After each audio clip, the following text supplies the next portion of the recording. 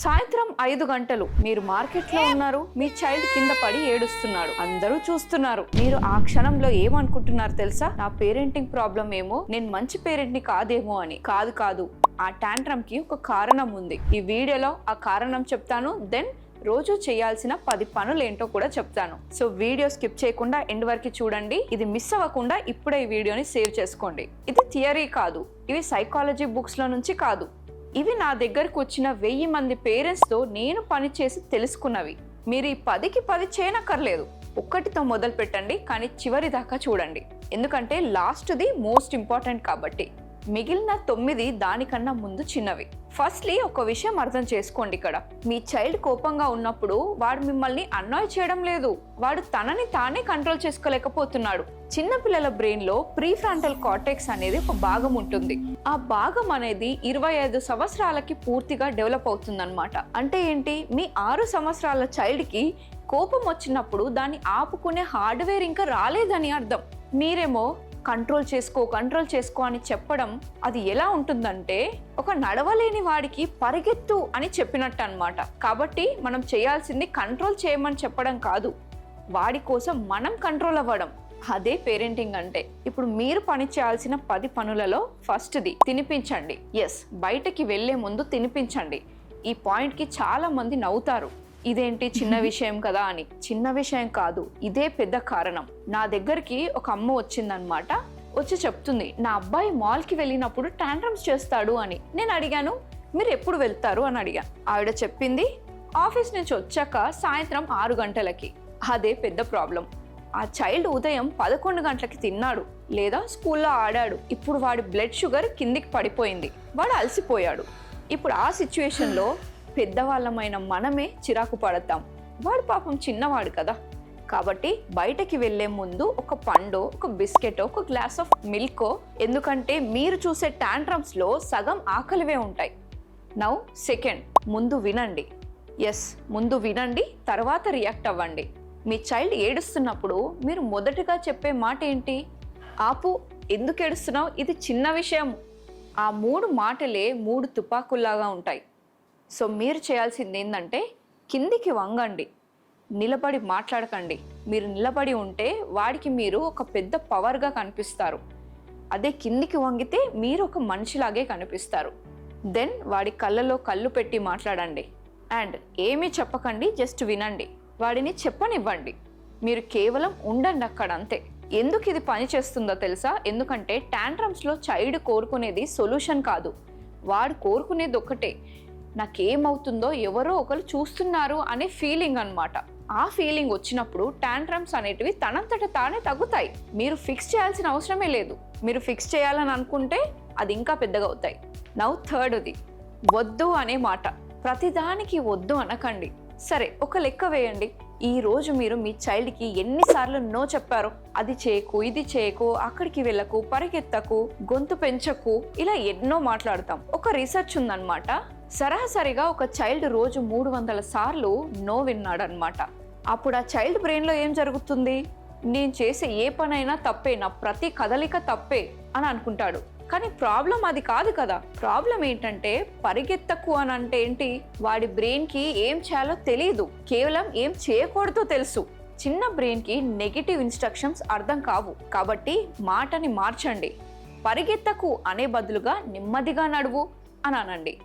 గొంతు పెంచకు అనే బదులుగా మెల్లిగా మాట్లాడు అన్నాను. అది తాకకు అనే బదులు నీ చేతులు దగ్గర పెట్టుకో అని అనండి. సేమ్ మీనింగ్, కానీ వేరే డైరెక్షన్ ఇస్తుంది.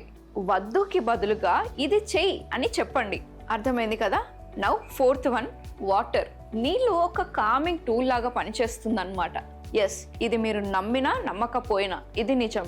కానీ ఒకసారి ట్రై చేసి అయితే చూడండి. మీ చైల్డ్ చిరాగ్గా ఉన్నప్పుడు స్నానం చేయించండి, లేదా కేవలం చేతులు కడుక్కోమని చెప్పండి, లేదా ఒక బకెట్లో నీళ్లు పోసి ఆడుకొనివ్వండి. ఎందుకు ఇది పని చేస్తుందంటే వాటర్ అనేది మన నర్వస్ సిస్టమ్ని మారుస్తుంది. మనిషి శరీరంలో నీళ్లు మోతాదు తక్కువగా ఉంటుంది. ఆ నీళ్లు తగిలినప్పుడు బ్రీతింగ్ మారుతుంది, హార్ట్ రేట్ తగ్గుతుంది. ఇది పెద్దవాళ్ళకు కూడా పనిచేస్తుంది. మీరు కూడా ఎప్పుడైనా కోపంగా ఉన్నప్పుడు ముఖం కడుక్కోండి, చాలు, మీకే తెలుస్తుంది. నౌ ఫిఫ్త్ వచ్చేసి ఫీలింగ్స్కి పేరు పెట్టండి. ఎస్, ఇది వీడియోలో రెండో ముఖ్యమైన పాయింట్. మీ చైల్డ్ కోపంగా ఉన్నప్పుడు మీరు చెప్పేదేంటి? ఏడు పాపు. కానీ మీరు చెప్పాల్సింది నీకు కోపంగా ఉంది కదా, నాకు తెలుసు. ఈ రెండింటికి తేడా ఏంటో తెలుసా? మొదటి దానిలో మీరు వాడి ఎమోషన్స్ ని ఆపేస్తున్నారు. రెండో దానిలో ఏం చేస్తున్నారు? మీరు దానికి పేరు పెడుతున్నారు. న్యూరో సైన్స్ లో దీనిని name it to tame it అంటారు. ఒక ఎమోషన్ కి పేరు వచ్చినప్పుడు బ్రెయిన్ లో ఆ ఎమోషన్ ని కంట్రోల్ చేసే భాగం యాక్టివేట్ అవుతుందన్నమాట. పేరు లేని ఎమోషన్ అది శరీరంలో ఉంటుంది. అది బయటికి వచ్చే దారి ఒకటే, టాంట్రమ్స్. కాబట్టి రోజు వాడికి వొకాబులరీ ఇవ్వండి. కోపం, భయం, బాధ, అలసట, నిరాశ ఇవన్నీ కూడా పేర్లు చెప్పండి. మీరు వాడి ఎమోషన్ ని ఫిక్స్ చేయనక్కర్లేదు, కేవలం దానికి పేరు ఇవ్వండి చాలు. మీరు ఈ ఒక్క పని చేస్తే చాలు. 6 నెలల్లో మీ చైల్డ్ ఇంట్లో చూస్తున్న సగం టాంట్రమ్స్ తగ్గిపోతాయి. నేను గ్యారంటీ ఇస్తున్నాను. నౌ 6th వచ్చేసి రొటీన్. రొటీన్ని అకస్మాత్తుగా మార్చకండి. మీరు పార్క్లో ఉన్నారు, మీ చైల్డ్ ఆడుకుంటున్నాడు. మీరు అంటున్నారు, సరే ఆడుకున్నది చాలు, ఇంకా వెళ్దాము అని.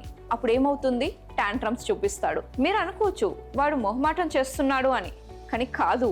వాడి బ్రెయిన్కి ట్రాన్సిషన్ చేసుకోవడం అనేది కష్టంగా ఉంటుంది. పెద్దవాళ్ళ మనకే కష్టంగా ఉంటుంది. ఫర్ ఎగ్జాంపుల్, మీరు మంచిగా ఒక సినిమా చూస్తుంటే ఎవరో వచ్చి టీవీ ఆఫ్ చేస్తే మీకు కోపం రాదా? కంపల్సరీ వస్తుంది. కాబట్టి ముందు చెప్పండి, ఇంకో 10 నిమిషాలు ఆడుకో, దాని తర్వాత ఇంకో 5 నిమిషాలు, దాని తర్వాత ఇంకో 2 నిమిషాలు, దాని తర్వాత వెళ్దాం. ఈ 3 వార్నింగ్స్ అంతే. వాడి బ్రెయిన్కి తయారవ్వడానికి టైం ఇచ్చారు మీరు. ట్రాన్సిషన్కి టైం ఇవ్వండి. టాంట్రమ్స్కి అవసరం ఉండదు. 7th వచ్చేసరికి స్క్రీన్ టైం. స్క్రీన్ టైం తగ్గించండి. నేను ఇక్కడ మీకు లెక్చర్ ఇవ్వను, మీకు ఇది ఆల్రెడీ తెలుసు. కానీ నేను ఎందుకు చెప్తున్నాను? స్క్రీన్ అనేది మీ చైల్డ్ బ్రెయిన్ని చాలా ఫాస్ట్గా ప్రాసెస్ చేస్తుంది. ప్రతి 3 సెకండ్లకి కొత్త సీన్ అనేది కనిపిస్తుంది. వెంటనే రివార్డ్ అనేది ఇచ్చేస్తున్నారు మన బ్రెయిన్కి. ఆ తర్వాత వాడు అసలైన జీవితంలోకి వస్తాడు. అసలైన జీవితంలో హోంవర్క్స్ ఉంటుంది అంటే స్లో ప్రాసెస్. మ్యాథ్స్ చేయాలంటే స్లో. అమ్మ ఏం చెప్పినా స్లోగా అనిపిస్తుంది. సో వాడి బ్రెయిన్కి బోర్డమ్ లాగా ఫీల్ అయ్యి తట్టుకోలేకపోయింది. కాబట్టి చిన్న విషయానికైనా వాడికి కోపం వస్తుంది. But be calm. మీరు ఫోన్ తీసుకుంటున్నప్పుడు టాంట్రమ్ వస్తుందా? అయితే మీకు ఆన్సర్ దొరికినట్టే.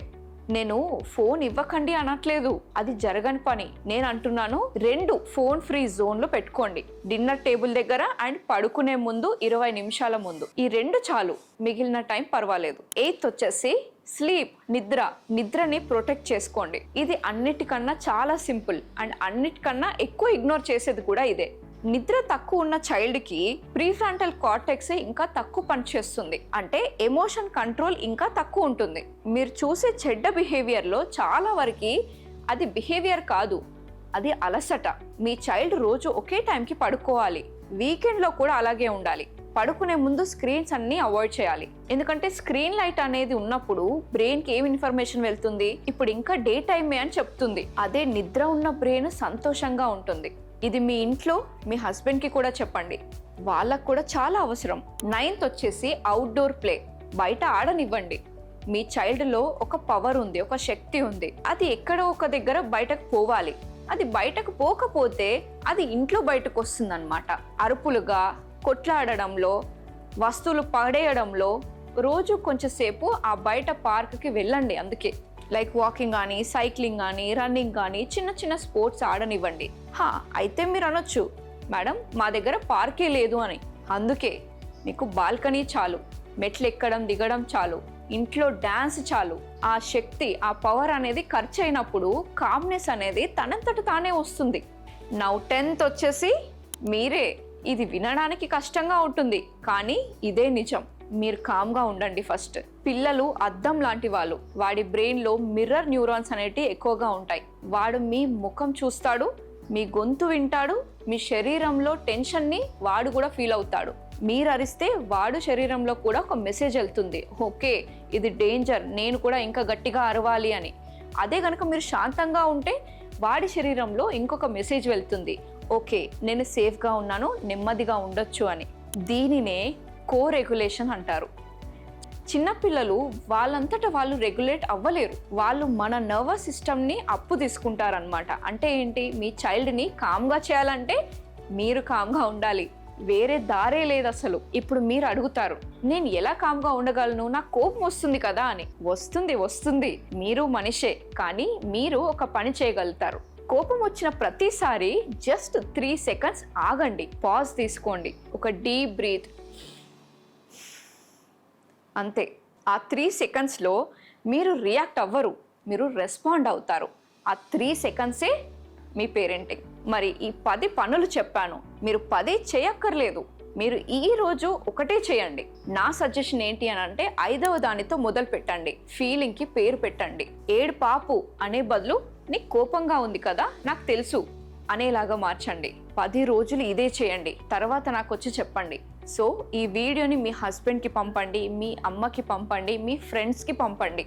ఎవరైతే రోజు కంప్లైంట్స్ చేస్తారు కదా, మా వాడు వినడండి అని అంటారో వాళ్ళకి ఖచ్చితంగా పంపండి. అండ్ కామెంట్స్లో కామని రాయండి, నేను మీకు నా kids emotional regulation toolkits పంపిస్తాను. లేదు మేడం, మా పిల్లలు ఇంకా ప్రాబ్లమాటిక్గా ఉన్నారని అనుకుంటే నాతో 1-to-1 పర్సనల్ కౌన్సిలింగ్ బుక్ చేసుకోండి. దానికోసమే ఈ వాట్సాప్ నంబర్కి మెసేజ్ చేయండి ఆర్ కాల్ చేయండి. అండ్ గుర్తుపెట్టుకోండి, పిల్లల్ని మార్చడానికి ప్రయత్నించకండి, మీ మాటల్ని మార్చండి, మీ బిహేవియర్ మార్చండి. అర్థమైంది కదా? మీరు నా ఛానల్ ఫస్ట్ టైం చూస్తున్నట్టయితే ఇప్పుడే సబ్స్క్రైబ్ బటన్ క్లిక్ చేసి పెట్టుకోండి, నోటిఫికేషన్ కూడా ఆన్ చేయండి. ఎందుకంటే నేను రిలీజ్ చేసిన ప్రతి ఒక్క కొత్త వీడియో మీకు నోటిఫికేషన్ లాగా వస్తుంది. సో దట్ మీరు ఏది కూడా మిస్ అవ్వకుండా ఉంటారు. అర్థమైంది కదా? అలాగే మీ చైల్డ్ ఏజ్ ప్రకారం ఎలాంటి పేరెంటింగ్ టిప్స్ అవసరమో దాని రిలేటెడ్ వీడియోస్ కూడా నేను చేశాను. ఒక్కసారి ఛానల్కి వెళ్ళి చెక్ చేయండి. ఐ హోప్ మీకు ఈ వీడియో హెల్ప్ అయిందని అనుకుంటున్నాను. Stay connected. Happy parenting. Thanks for watching.